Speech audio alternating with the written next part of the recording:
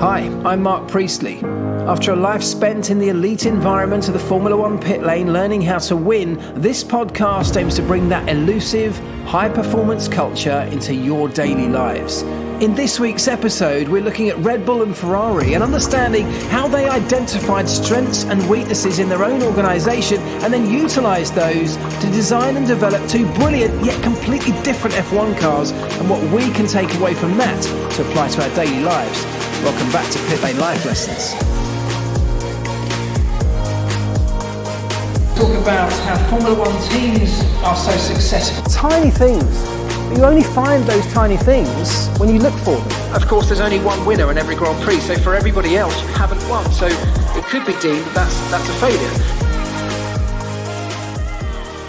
Hello everybody and welcome back to the Pit Lane Life Lessons podcast. Thank you very much, as ever, wherever it is you are in the world, however it is you're listening, and whatever it is you're up to whilst listening. I appreciate every single one of you joining me for an hour that I hope will provide some kind of value to you, some way of prompting a new train of thought in you that maybe asks different questions of you that you may not have otherwise thought of. Perhaps, I hope there's something that we can take from the world of Formula One that you can apply directly to your own lives, to your own daily routines, to your own businesses, to your jobs, to your family situations, whatever it might be. I firmly believe that Formula One, this elite environment that is the F1 industry that I've had the privilege of spending so many years of my life immersed in, can offer us all so much more than most people ever realise. So I want to talk about a couple of different subjects today. They have been kicked off or centred around at least the Monaco Grand Prix. I'm recording this on Sunday evening, having watched the entire Monaco Grand Prix weekend. And look, as ever, I look at this through perhaps a different perspective than many people. Firstly, through my time in the sport, having given me a different perception of it from my time on the inside, but also thinking about what I can learn from it, thinking about some of the things that have happened and how I can relate that to our everyday. And that's exactly what I did this weekend, because I was watching the Monaco Grand Prix weekend building up through the practice sessions, through Saturday in qualifying, and there were a couple of moments where we had two cars, particularly of note, the Red Bull and the Ferrari, the class of the field in 2022, with very different designs, very different design concepts in some areas. They have taken slightly different interpretations of the 2022 regulations that, of course, are new for this year.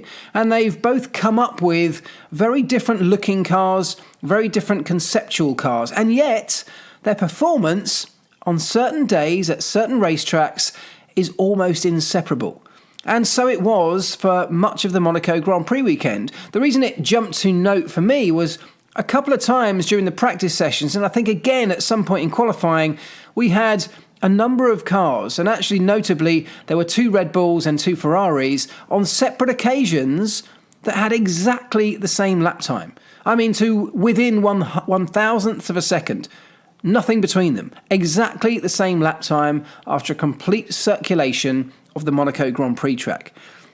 I've had that before. That's not necessarily something that is entirely unique. It's not unusual. It is unusual, but it's not unique to have two cars do a lap at exactly the same lap time.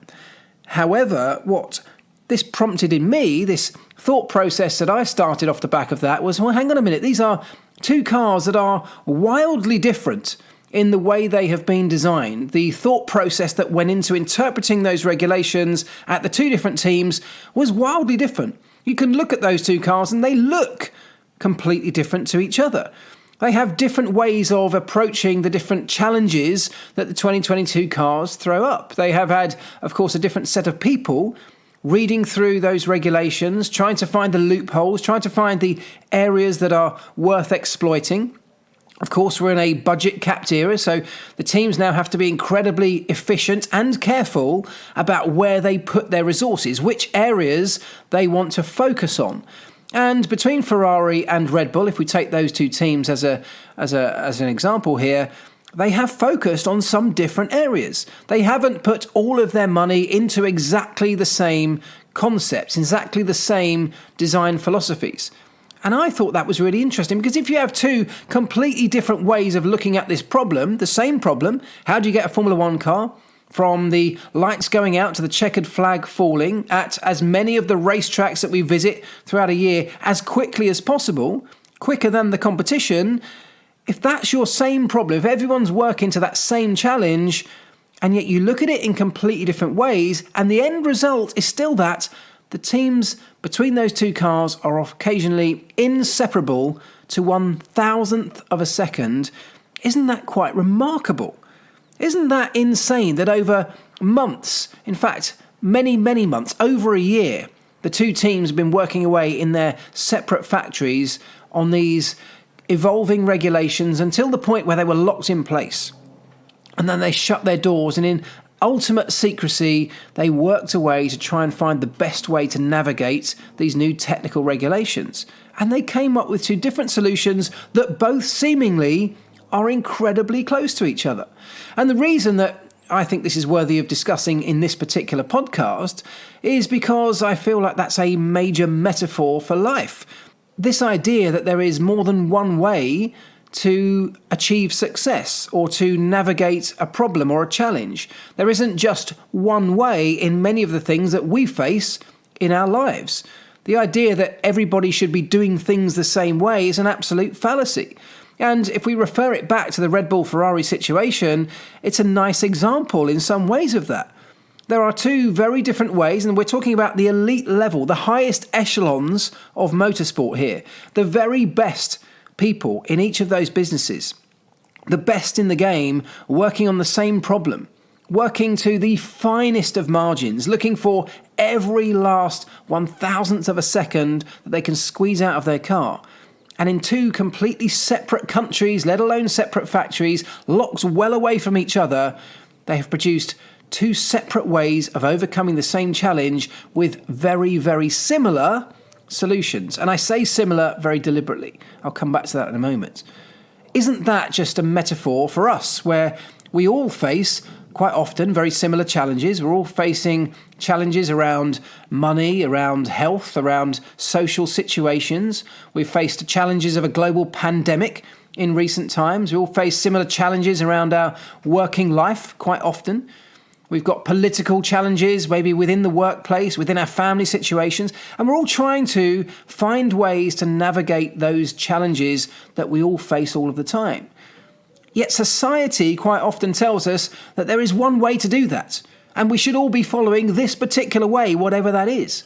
We go on to places like social media, which become an echo chamber for those views, those popularized views. The views of one particular person or one particular group in society that shout louder than anyone else about those views, and then other people who are constantly seeing that in places like their social media feed feel like, well, look, I'm hearing it, I'm seeing it all the time. This echo chamber that is my phone, when I open up these social media apps, they are all shouting at me that this is how I should be living my life.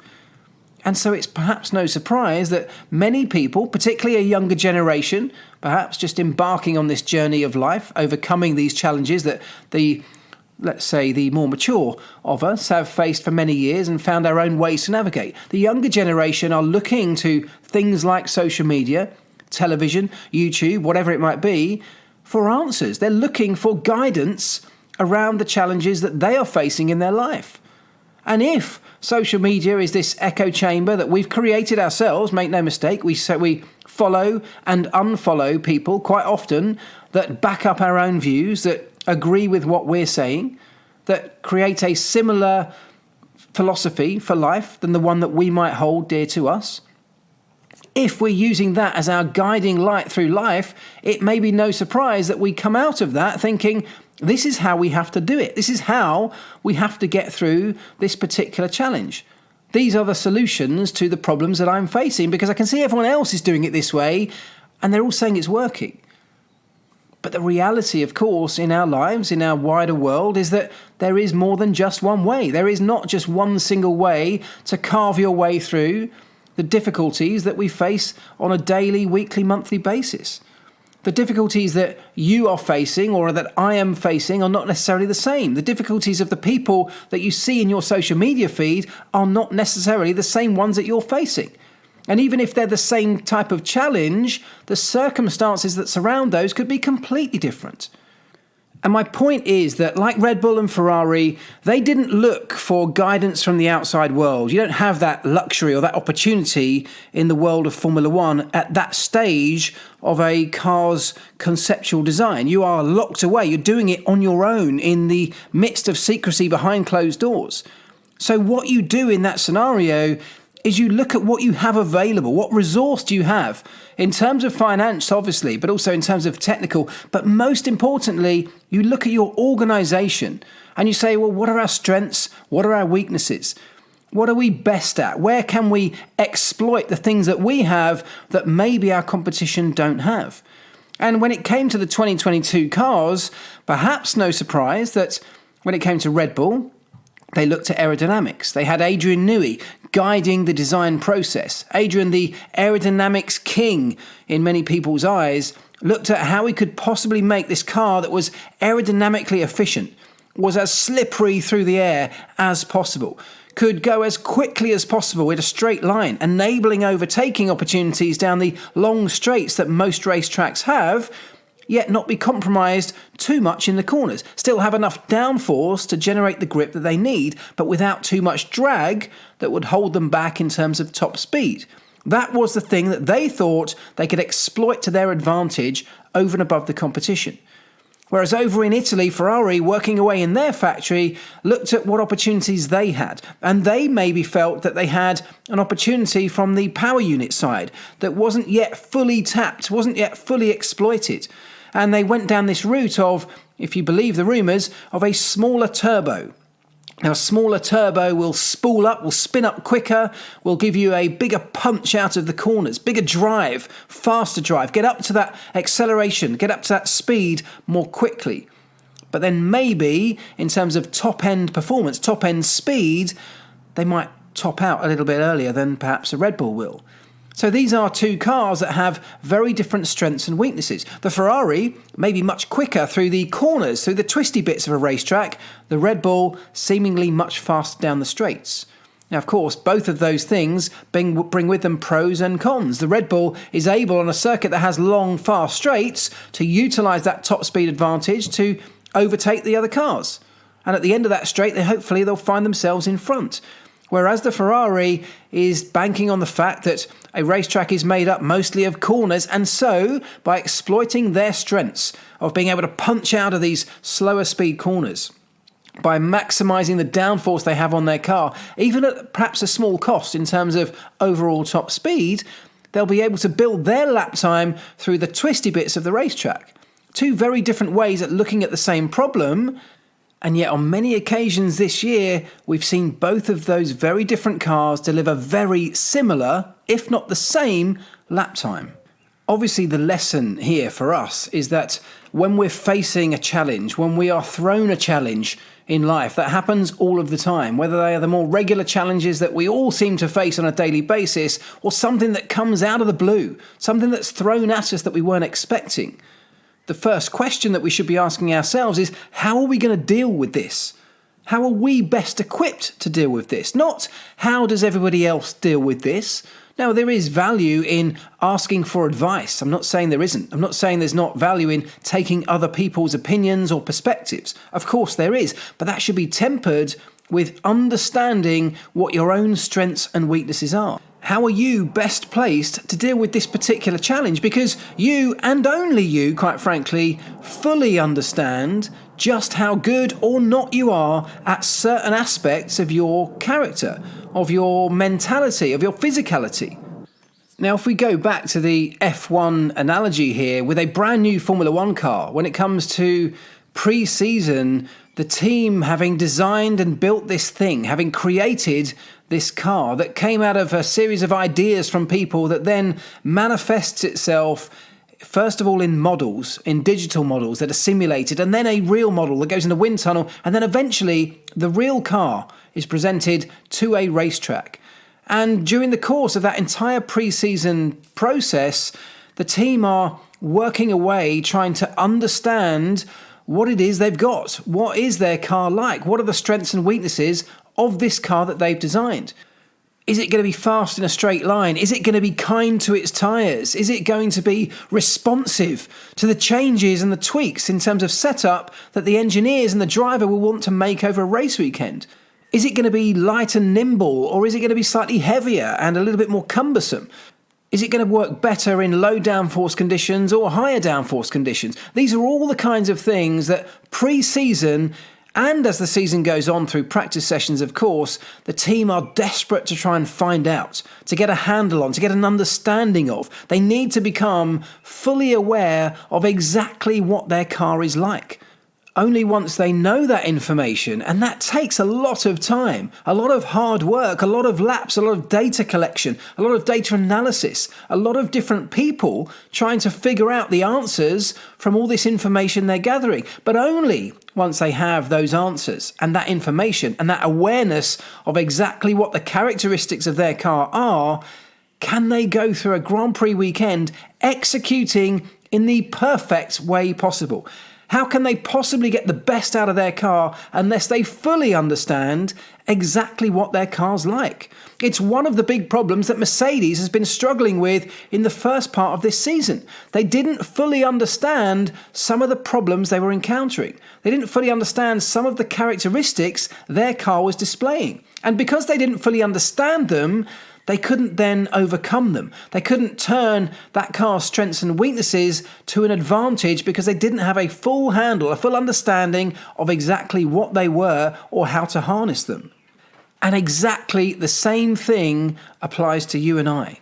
When it comes to facing challenges and problems that are going to come our way inevitably through our life, we are best placed to find a way to deal with those things only when we have a full awareness of what our own strengths and weaknesses are. Becoming self-aware is a process that actually takes most of our lives. The early phases of our lives are a little bit like pre-season in Formula One. But instead of having a multitude, hundreds of people working away on the problem, working away to try and gather information and understand exactly what a Formula One car is going to do when we throw it into battle, we're on our own. In life, we are quite often on our own trying to figure out who we are, what we're good at, what we're not quite so good at, what we struggle with, where we excel, how we can use our strengths to help other people or to help ourselves. And so if you take what I'm saying about this Formula One analogy to be true, in that it is impossible to exploit your Formula One car, to get the very best out of it, and to maximize the opportunities you have with that car unless you fully understand it. If you believe that philosophy to be true, and we say that that's a good analogy for life, and I firmly believe that it is, then we're exactly the same. We cannot maximize our opportunities in life.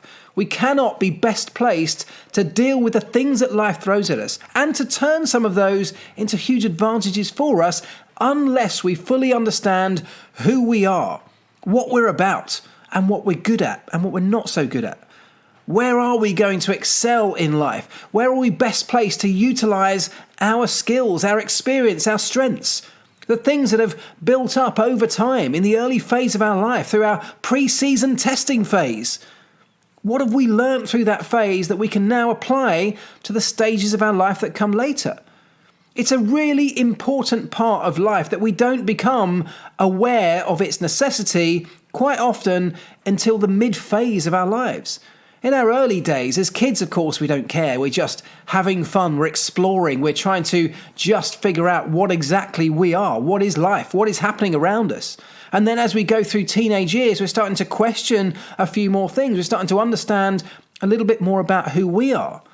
But the world is changing around us. Our bodies are changing. Our minds are changing. We're figuring all of that out as we go. We haven't yet got a stable platform to work with. We're constantly evolving through that phase of our life in some quite extreme ways, both physically and mentally through our teenage years. And then we get into our 20s, and we're expected at that point to have all the answers. Society says to us, right, you've come out of university, you've come out of school, now you've got to go and get a job. Now you've got to decide what your career is going to be. So who are you? What are your strengths and weaknesses? What are you good at? What do you enjoy? These questions are thrown at us, and yet we don't always have those answers at that stage. In reality, there is no moment in life, there's no age we arrive at where we should have the answers. That's just a fallacy. That does not exist. That's what society tries to pigeonhole us. We come out of uni and we're expected to make the decision about where our career is going to be, probably for the next 40 years of our lives. I mean, that's nonsense. That is something that I feel like we put pressure on our children unnecessarily these days in the society that we live in. As humans, we're constantly evolving beings. We're morphing continuously into different versions of ourselves. At every stage in life, we're different. Just throw yourself back in your mind now to a period that was 10, 20 years ago. We're completely different people back then. We had a completely different set of experiences and knowledge to the ones that we have today. And that completely changes our way of thinking about ourselves and about the world around us. Our skills were very different perhaps back then. We've learnt new ones. It's entirely possible even that we've created weaknesses in ourselves by generating or developing bad habits. The point is, it doesn't really matter what our strengths are or what weaknesses we might have. The point is understanding what they are so that we can exploit them to our advantage. It doesn't really matter that Ferrari took the viewpoint of having that acceleration out of the slow corners or having greater downforce at the expense of perhaps greater drag, whereas Red Bull went a completely different route. Red Bull exploited their strengths of being able to develop a highly aerodynamically efficient car and generate that top speed. Just like a Formula One team might have departments within their organisation that they feel are perhaps stronger than others, that they feel might be their biggest strength, where they have brilliant people, some of the best in the business, that no other team could possibly compete on that level with them in that particular area. If that's the case, you exploit that area. They also might have areas of their organisation where perhaps they're not as strong. Maybe they don't have as good a driver as another team. Maybe other areas of their organisation might have some inherent tiny weaknesses. That's okay, because we're exactly the same as that. We, all of us, every single one of you listening to this podcast, have things that you're good at and others that maybe you struggle with just a little bit more. All of that is perfectly okay as long as you're aware of what they are. So how do you become self-aware? How do you become aware of these things? And there are two ways that that can happen. One is you just wait, because over time, as the years roll by, you gradually just inevitably build that experience. You start to have so many experiences in your life that you just get the answers to those questions. But that could take until your late 70s. That could take till the very closing stages of your life to fully have an appreciation of who you really are. The other way is to actively go out and seek it, is to actively chase down the answers to who you are, to what powers you have, to what weaknesses you have. To do that, you have to actively ask yourselves those questions, and then you have to dedicate enough time, like the pre-season testing process, where it's all about gathering information as quickly as possible, getting to the answers as efficiently, as succinctly as you can, because the sooner you know those answers, the sooner you can exploit them. In life, it's the same. If you want to become self-aware, if you want to maximize your chances, your opportunities, if you want to get the best out of yourself in whatever situation you face, asking yourselves the questions that will then lead on to the answers that you need has to become a priority. You have to actually dedicate time to this process.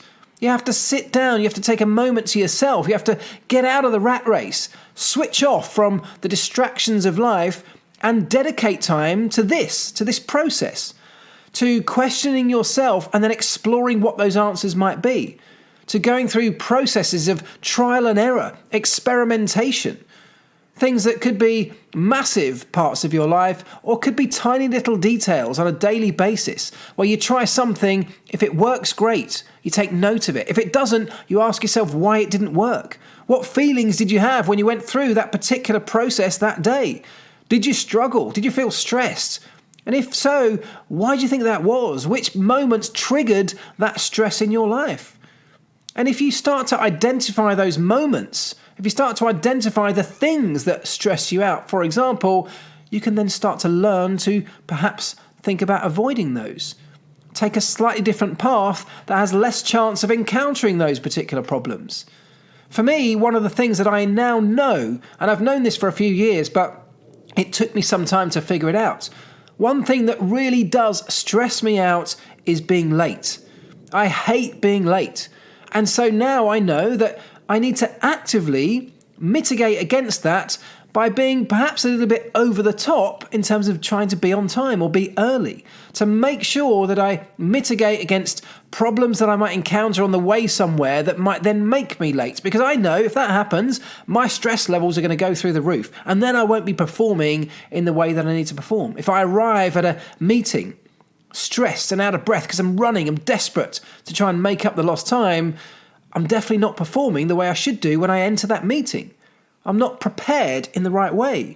And so the preparation has to take another step further back. The preparation goes long before I leave, probably long before I even go to bed the night before waking up the next day to drive off or head off to that meeting.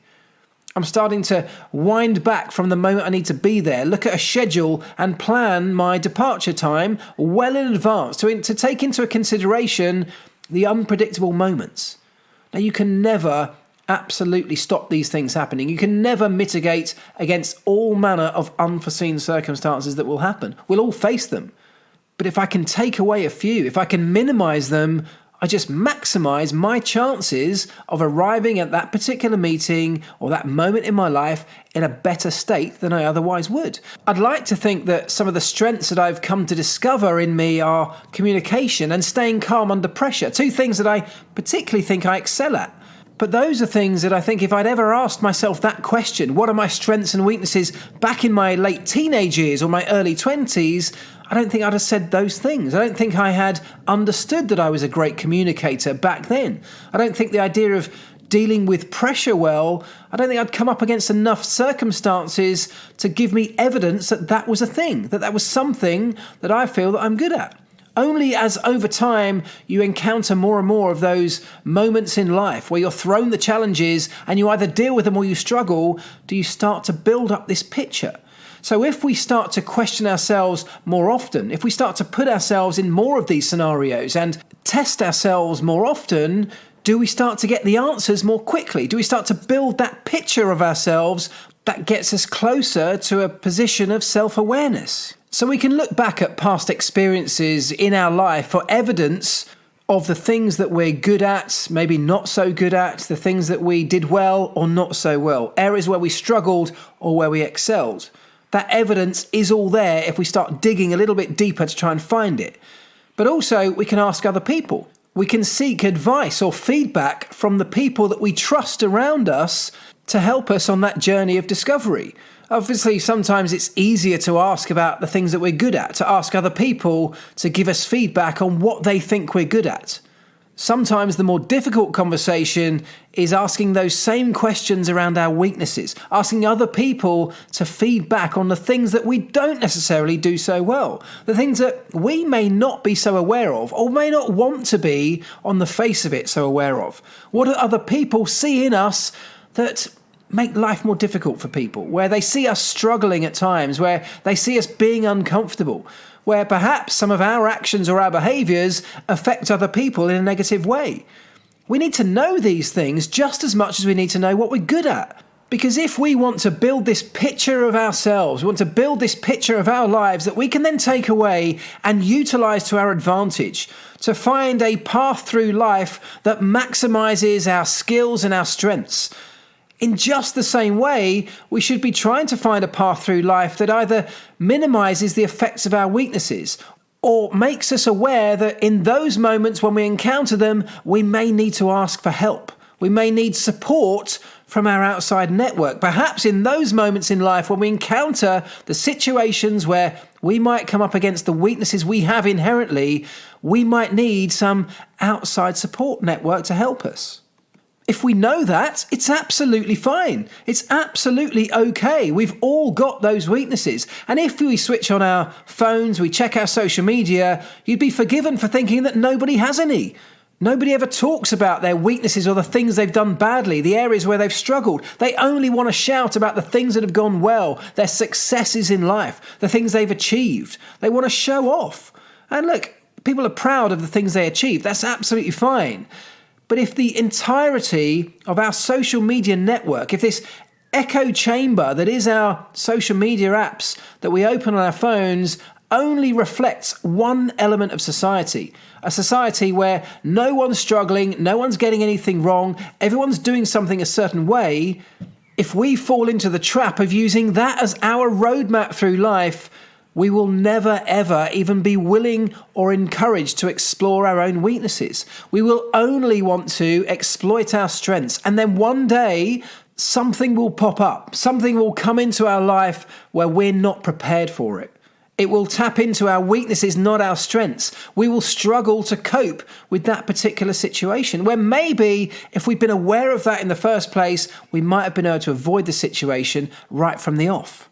If we're self-aware, we have a much better chance of being more prepared to go into battle. We can actively choose the battles that we go into based on our strengths and weaknesses. Well, we can utilize that in the world of work, in our careers, in our relationships. We can avoid many of the pitfalls of our lives by choosing a path that avoids those pitfalls in the first place, because we know in advance that they will be pitfalls. Pitfalls are only pitfalls if we don't know they're coming, if we don't know what they are. We stumble into them. They're the things that we fall into when we're not looking where we're going. So opening our eyes and tapping into one of the most powerful tools available to us, becoming more self-aware, is one of the keys to living a more successful, more fulfilling life. A life that is free from many of those pitfalls that other people might fall into. We can predict much of this if we look back on what's gone before for evidence of our best route to success. If you think back to the Ferrari and Red Bull example, that's exactly what they did. They looked at what they had available and thought, okay, how is the best way for us?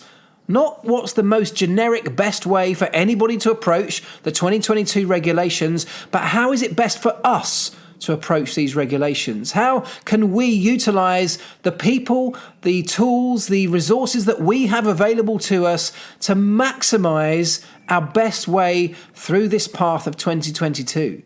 And that's exactly what they did. Perhaps only over time will we know who's actually done the best job. But it may not just be who did the best job of designing the right car concept. There are so many other factors that go into a Grand Prix season.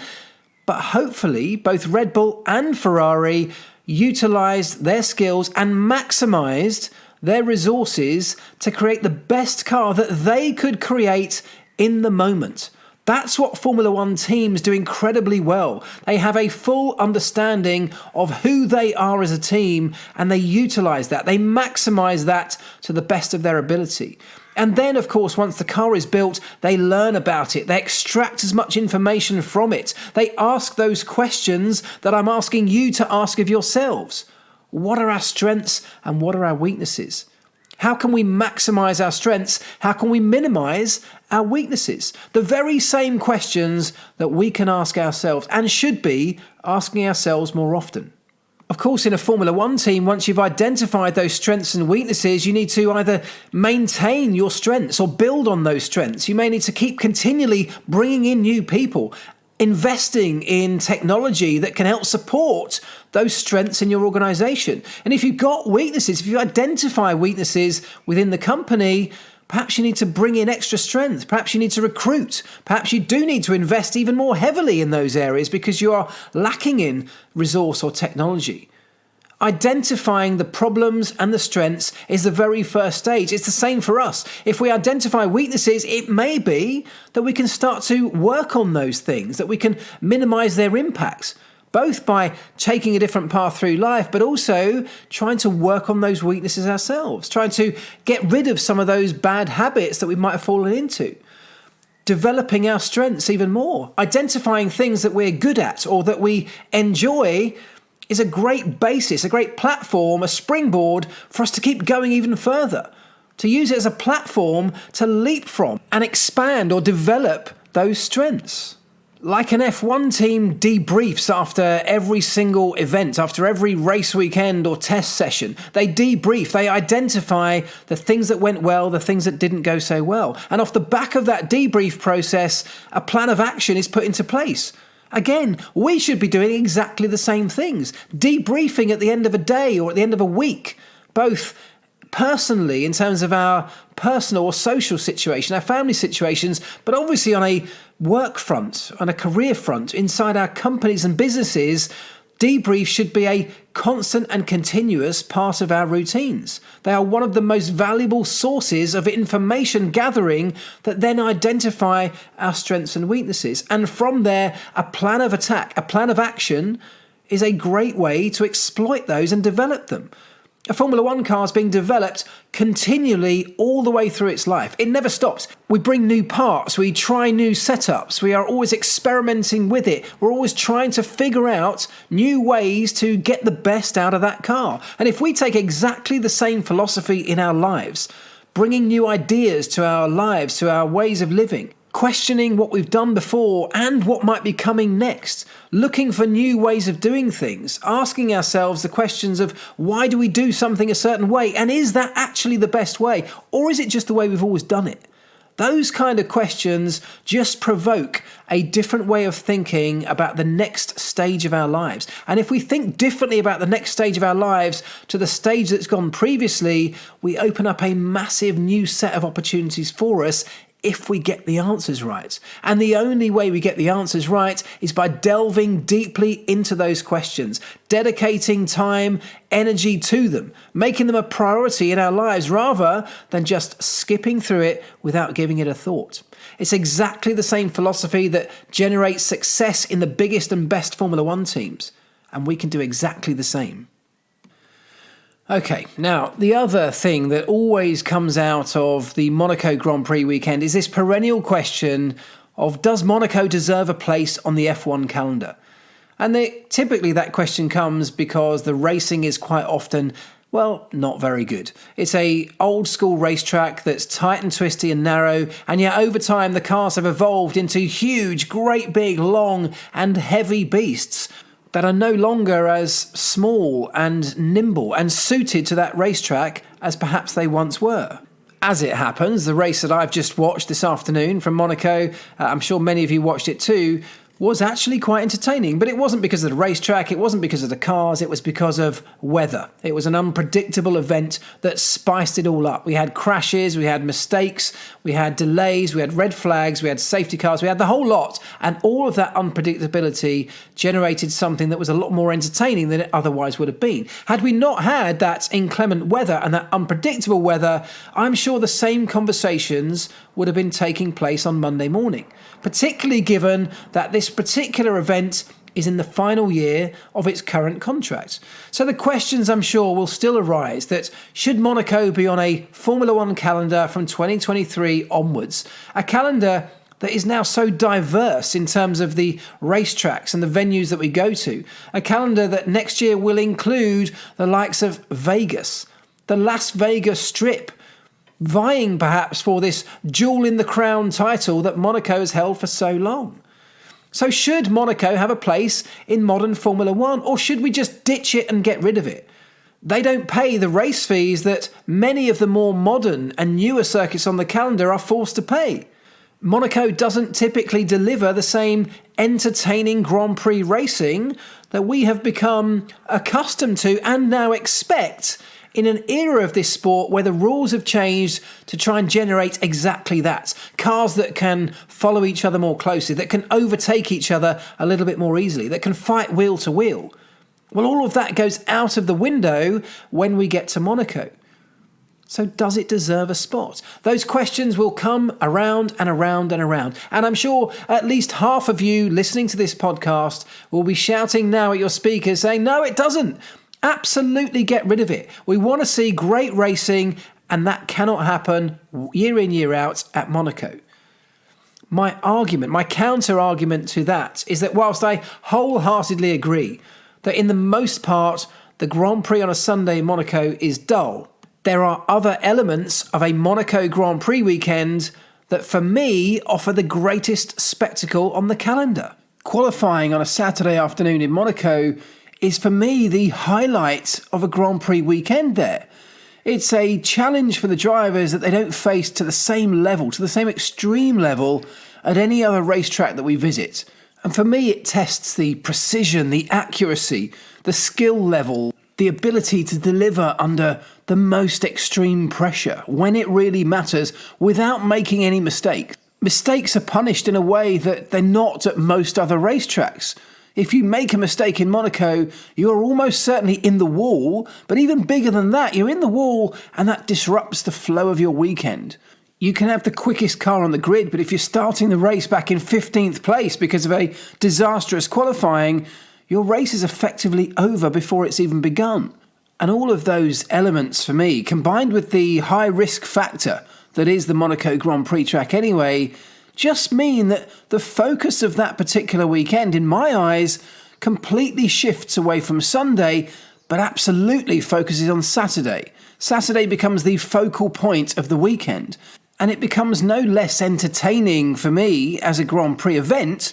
It's just that we have to look at it perhaps slightly differently to most other events on the calendar. At many Grand Prix over the course of the season, if we know that one particular car has a performance advantage over another at a more traditional racetrack on Saturday, well, that car is typically going to come out on top. In Monaco, though, there are so many variables, there are so many factors at play that throw that focus or that attention onto the skill and the ability of the driver to deliver when it matters under pressure. And so with less attention on the technical aspects of a car and more on the human performance of the guy behind the wheel, for me that provides entertainment in itself. And this is perhaps where I feel like there's another lesson for us to take away from this. Because whilst the first part of this podcast was all about becoming self-aware, gathering an understanding of what our own strengths and weaknesses are, and then being able to utilise those as we move through life, the same, of course, goes for the people around us. Having an appreciation that those people around us, the people we interact with on a daily basis, our family members or friends or our colleagues, equally have strengths and weaknesses. They have strengths and weaknesses that may be different to those that we have. They may be different to the ones that we see as being the most common traits in society. And equally, that's okay. Monaco as a racetrack has a completely different set of characteristics, a completely different set of strengths and weaknesses to most other traditional racetracks that we go to. I accept that on a Sunday, perhaps it often doesn't live up to most other places that we visit. But on a Saturday, it absolutely does. On a Saturday, there are not many other racetracks that can live up to the spectacle that Monaco delivers. And so if we embrace that, instead of taking that as a massive negative, if we embrace the strengths of Monaco, if we say, well, listen, it's all about the Saturday when we go to Monaco, and what a Saturday it often is, that's a positive that we can take from that weekend. It may be a different positive to the one that most people might be looking for, but it's still a positive. And for me, it's a big one. The same goes for people. If we viewed everybody through the same lens in which we view ourselves, or the same lens that we view somebody else that we might look up to, a famous person, an idol, a movie star, sports star, if we judged everybody else by those same values in which we judge those people, looking for the same strengths that those people might display, we're only ever going to be disappointed. What we could do is look at people with a much more open mind, in the same way that I'm suggesting we could look at Monaco, looking for strengths that might not be the most typical ones, might not be the most obvious ones. But if there are strengths, do they hold value? Do they add value? Can they add value to our own lives? Monaco, for me, adds value to the Grand Prix calendar in a different way to most other racetracks do. I worked at McLaren through an era where Ron Dennis had built the company up from almost nothing into this huge, massively successful group of technology companies that it is today. But Ron could be an incredibly difficult person to work for. He used to frustrate the hell out of me and many of my colleagues because of his fastidious attention to detail, the particular nature of the things that were important to him that weren't necessarily on the same level of importance for many other people. It became incredibly annoying at times. It became frustrating. It became very, very difficult to work for Ron. It became quite difficult to have an appreciation for Ron's strengths in those moments because frustration was the overriding emotion that took over. And yet I had the ultimate respect for Ron in the end, because when I stood back and appreciated what value Ron brought to this company, which of course was undoubtedly huge, what value Ron has brought to my own life by instilling values in me that I otherwise may not have had the same level of focus on. That came from Ron Dennis. That came from a person who was very different to most other people in my circle. He wasn't the kind of person that if I had judged him, if I'd viewed him through the lens that I viewed most other people around me, I would have found it incredibly hard to find any affection for. Only once I opened my mind up and looked at him through a different perspective, from a different perspective, looking for the strengths that he offered, the value that he offered, was I able to appreciate just how good he was. But I had to actively step back and encourage myself not to generalize, to see the positives wherever they might be rather than the negatives that might have leapt off the page if I only viewed him through the same eyes that I viewed most other people. Through eyes that either society or my own upbringing, my own past experiences had told me this is what a good person should look like. This is what a really frustrating person should look like, or an annoying person, and just pigeonholing them into those categories. It limits what we can take from life when we do that. In the same way that if we just view the Monaco Grand Prix as a negative because on a Sunday, which is the bit that most other racetracks have all the focus on, understandably, but if we view it through the same lens that we view everything else on the calendar, we're just going to be disappointed. Whereas if we open up our mind and say, okay, what can it offer? And then we switch our focus to the Saturday, actually Monaco can offer something quite brilliant that we can't get in most other places. The same goes for human beings. My own wife has a completely different set of strengths and weaknesses to me. Some of those I can find incredibly frustrating. If I were to judge her through the parameters in which I judge myself, I'm only ever going to be disappointed in other people, because I'm expecting everybody else to be exactly the same as me, as the ideal that I have in my mind. And yet the reality is there are so many positives and negatives to be taken from so many different aspects of other people. And in the same way that I talked earlier about us becoming aware of ourselves, we need to also become aware of the people around us, aware that people can be different, and that's great. That can offer something to us all and to society. My wife has strengths where I have weaknesses. Some of the things that I'm not so good at, where I struggle, she excels at. And I can either look at that through eyes of jealousy or annoyance that she's got something that I haven't got, that she's good where I'm weak, or, and I've done that, by the way, many, many times I have done that. It took me some time to overcome those kind of feelings. But the other way to look at this is the way I look at it now is that where she has strengths and I have weaknesses, and I have strengths and she has weaknesses, together we can be amazing. What a strong partnership that could have the ability to create. If we take a societal picture on a bigger scale, of course, it's the same thing. We have a collection of people in our world who have different abilities, different strengths and weaknesses. Put us all together, we have the ability to be amazing if we complement each other's weaknesses and strengths.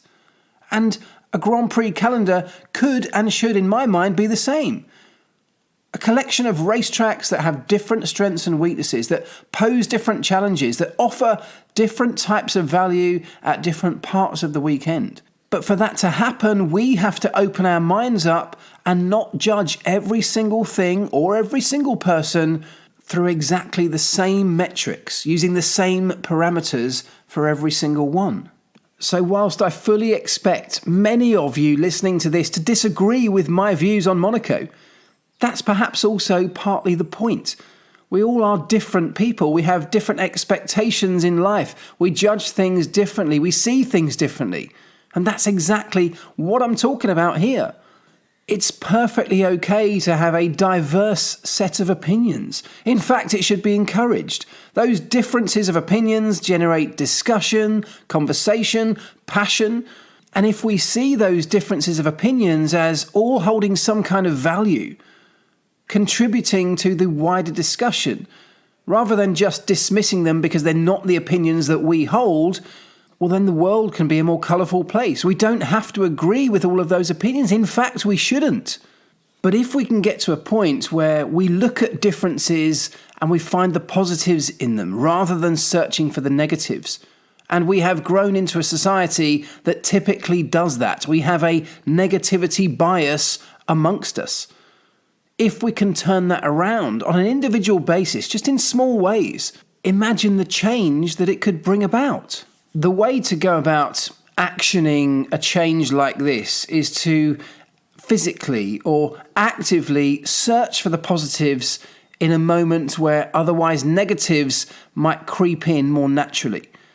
If you're in a relationship with somebody and you get into a moment of argument or a moment of frustration, where somebody does something that annoys you, and perhaps it's something they do that annoys you on a regular basis. So when it happens, you roll your eyes, you take a big sigh, a deep breath, and that frustration pours out of you. Maybe you react in the wrong way. Perhaps one thing that might help is away from those moments, in a moment of calm, in a time when you're not necessarily with that person, or when you're with that person and things are going really well. It's a happy moment. You're in love with each other, or you are affectionate towards each other. You're making each other smile, perhaps, making each other laugh. Latch on to those things. Pick something from that person's character that really makes you smile, that fills you with joy. Perhaps the reason you got together in this relationship in the very beginning. Find the positives that you see in that person and take one, even if just a small one. Think of a moment where you had great times together, where that person made you laugh or made you smile. Think of something that that particular person is incredibly good at. Perhaps something that you're not so good at that they are. Perhaps just find some time to identify a strength or a moment in time where you shared a laugh together. Something that puts a smile onto your face. A moment you can recall that fills you with happiness. And once you've identified that thing, that trait, that character trait, or that moment in time, that characteristic, that part of their person that you love, once you've identified that, package it up, just box it up, metaphorically speaking, wrap it up in your mind and put it to one side, put it in your pocket. And when you have these moments of frustration, even the tiny ones, go to that place, bring out that little package, unwrap it, and remember the strengths and the positives that that person brings to your life. And you can start this process in the most small and mundane ways. When somebody says something that you disagree with, when somebody shares a viewpoint that's not the same as yours, when somebody does something that frustrates you a little bit, when someone leaves the toothpaste lid off the toothpaste at the end of a night, and that annoys you, rather than seeing that as a massive negative, rather than it being something that winds you up to the point where you feel like you've got to go in, storm into the other room and say something. In those little moments that don't really matter, go to that place that you've put away in your mind. Go to that package, unwrap it. Remember what it is you love about the person. See the positives and have them override the negatives. If you can train yourself to immediately go to that place when that thing that annoys you about that person happens, which it will, you can find to alleviate the worries or the concerns, the frustrations, the annoyance. That stress starts to melt away just a little bit. And it takes time to do this. You can build up an even bigger and bigger picture of positivity as you move forward. The same thing can apply to your boss at work who might annoy the crap out of you on certain days. But maybe there's something that's good, something that's positive. There may be something that can make you smile. And even if you can't find something in a boss at work that you particularly love, that really makes you happy, maybe there's something that has made you laugh in the past. Maybe there's something light-hearted, a picture that gives you some joy, that makes you chuckle to yourself in a moment where otherwise you might build up the stress levels and become annoyed. If your boss says something to you, asks you to perform a task that you don't feel needs doing, you don't believe in, that you don't like doing, that you don't enjoy, perhaps it's something you really don't like. Maybe imagine your boss in this moment that makes you chuckle. A picture of your boss that puts a smile on your face that you can just go to in your mind to melt the stress levels away in that moment. It may not change your overriding feeling of your boss, but it can help to alleviate the stress in you. Because if you are stressed and angry and annoyed going through your day, not only do you feel terrible, you're not performing at work. And just maybe having that little thing packaged up in your mind, that image that puts a smile on your face, that turns frustration into joy, into comedy perhaps, or into love. Those little moments, those little go-to things might just start to help you get through the difficult moments in your day. And ultimately, having the ability to see strengths where others only see weaknesses, looking for positives where other people might immediately go to the negatives, can become a superpower. It can become a massive strength in your armory. It can be something that you can utilize in so many situations in life. Having an understanding that everybody and everything can offer something of value. In some situations, I appreciate it may be very small, but even in those moments, if you can go to that place, if you can find the one positive. And so even if in the end you disagree that Monaco deserves a place on the Formula One calendar moving forward, even if you ultimately still come to that same conclusion, the fact that it's here now, and may well be for many years to come, finding the positives in it will allow us to take some enjoyment from it, to take some value from it, even if it's not the value you ultimately would love to get. The same goes for the people around us. If we can open our minds up to see the value that other people offer, that other groups of society might offer, that people who hold very different opinions to us can offer, people with different physical or mental abilities, what can they offer to us and to the wider world? Can we appreciate those things even if we don't necessarily always agree with them? Our relationships can become stronger. We can become better at work. We can build stronger, more powerful businesses if we embrace the differences in the people that work for us or with us. In going back to the very beginning of this, if we look at the Red Bull versus Ferrari type situation, they have appreciated as a company, they have different sets of skills and weaknesses and embraced those. And of course, we can do the same. We can appreciate what we are good at. We can understand what we're not so good at. But just as importantly, and actually something that can really complement the areas where we might be weak, we can start to see strengths in other people around us and appreciate those more than we immediately leap to the negatives that is so often and commonly the case in our world. This practice that I talked about earlier of finding a tiny strength in a moment when other people might frustrate you and packaging it up and going to it in those difficult moments. You can take that to greater extremes as you get better at it. And of course, that's exactly what you have to do. Practice these things. Like anything, you become better at it, become more adept at it. When the big moments hit you, the big frustrating moments in life, which will come if you are more accomplished in this kind of practice, where you can immediately go to this place of positivity, find the strength, find the positive thing in the otherwise negative situation. Those things can massively help you. So you can take this practice as far as you want. Start in the smaller moments that don't necessarily really matter, that just annoy you a little bit. The toothpaste lid being left off the toothpaste.